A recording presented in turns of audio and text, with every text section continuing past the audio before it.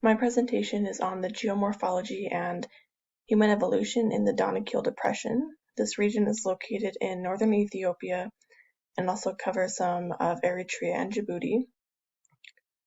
It's located in a triple junction, meaning it's being extended by 3 tectonic plates, the Nubian, Somalian, and Arabian plate. The Hadar Formation depicted on both of these maps is where the oldest human fossil in the world was found. Her name's Lucy. Over here you can see the lava flows are depicted in purple. So there's a lot of volcanic activity in this region.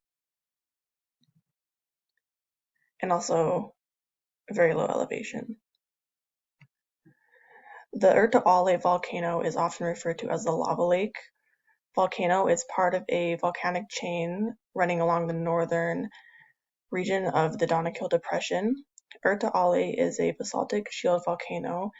It's located on a developing mid-ocean ridge, so it's extending. It's composed of basalt, soda-rhyolites, and dark oversaturated trachytes, which are all igneous rocks. It's influenced by dike intrusions, which is magma coming up, and it runs perpendicular to the orientation of the bedrock. One research study done on the Erta Ale volcano showed that there was a large chunk of sialic crust missing, which indicates that it is in the late stages of continental breakup.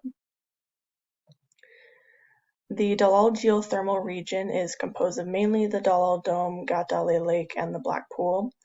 In the bottom right, here is an aerial image depicting some of the main formations in the Dalal region. And these right here are hot brine springs. They reach temperatures sometimes over 212 degrees Fahrenheit. They release hydrogen sulfide, steam, sulfur dioxide, hydrogen chloride, and CO2. The Dalal Dome, which is located beneath these springs, formed about 6,000 years ago by tectonic uplift and eruptions of salt flows and geothermal deposits. So the hydrothermal vents are linked to the magmatic system. The Gatale Lake and Black Pool are some of the many salt lakes in the area, in the region. And these hot springs, the Gatale Lake and the Black Pool, were likely formed by a phreatic eruption of the Dalal Dome in 1926, so very recently.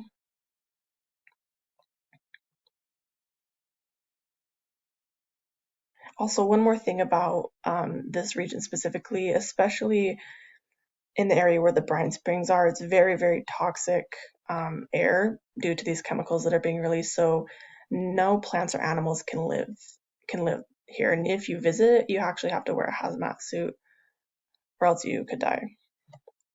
This is just a cross section of the Dalal Dome. Scientists are still debating on whether to call it a volcano. Scientists that don't consider it a volcano, the reasoning for that is because it doesn't have sialic rock. Instead, it has carbonate rock, and that's because of the melted salts here. So as you can see on this cross section, the magmatic system is interacting with the melted salts from the surface and also the brine lakes over here at the top in yellow.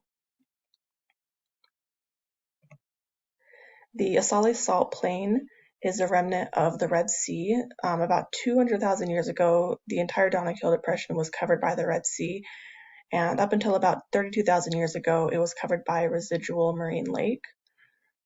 And these salt flats are composed of evaporite and continental fluvial and lacustrine sediment deposits. Below the crust is basaltic lava flows that occasionally rise to the surface from fissures. This right here is Lake Karun, and in this aerial image is also Lake Karun. It's a salt lake which is partially crusted over by salt. The chemical composition of the lake is mostly halite, sylvite, and andrite, and the surrounding rock is made up of mainly gypsum and limestone. So you can see here, this is the current level of the lake, and these are the ancient levels of the lake.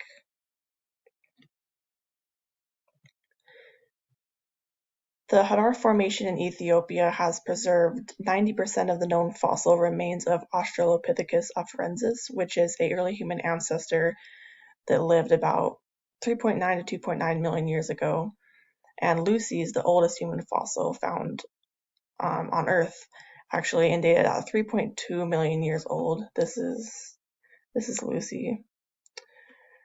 The reason why there's so many fossils in this region is because it has a very high sediment accumulation rate of about 80 centimeters per thousand years, and this is due to low elevation from tectonic subsidence. And so this high accumulation rate helps to preserve fossils before they even get the chance to decompose.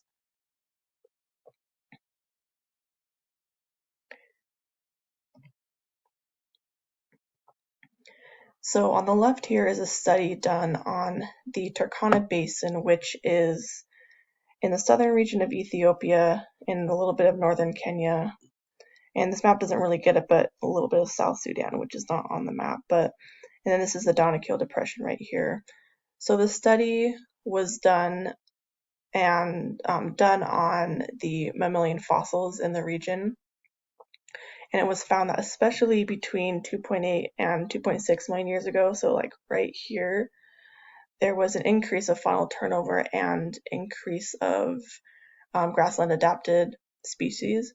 So the Omo sequence is a group of animals, grassland animals that lived during this time period. The Bovidae is an ancestor of oxes and cows, and Equidae, I'm not sure if I'm saying that right, but is an ancestor of zebras. The Oldowan is one of the oldest human tools, and it's dated at 2.6 million years old.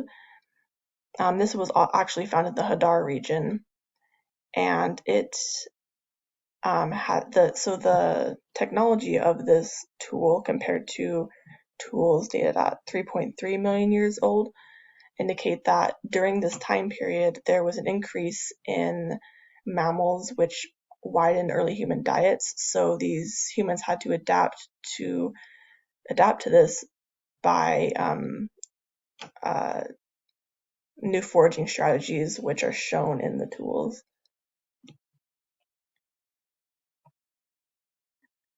So this is some sedimentary analyses done in the Hadar region. This right here shows the Hadar deposits, and this is the Busadima deposit sediments. And these were dated at between 2.9 and 2.7 million years old, and is actually an angular unconformity. So as you can see in especially B and E, you can see that there's a change in the sedimentary systems. This is siltstone, this is claystone, and right here it's really prominent. You can see this is the Hadar and this is the Busadima. So the change in the sedimentary system at this time led to deposition of fluvial sediment in the Busadima formation, which was likely caused by tectonic extension and volcanism. But the composition of the sediments is mainly cut and fill conglomerates and silt-dominated paleosols. And what's important about that is silt-dominated paleosols are very commonly found in grassland ecosystems. So, for example, in the Midwestern United States, there's a lot of silt-dominated paleosols.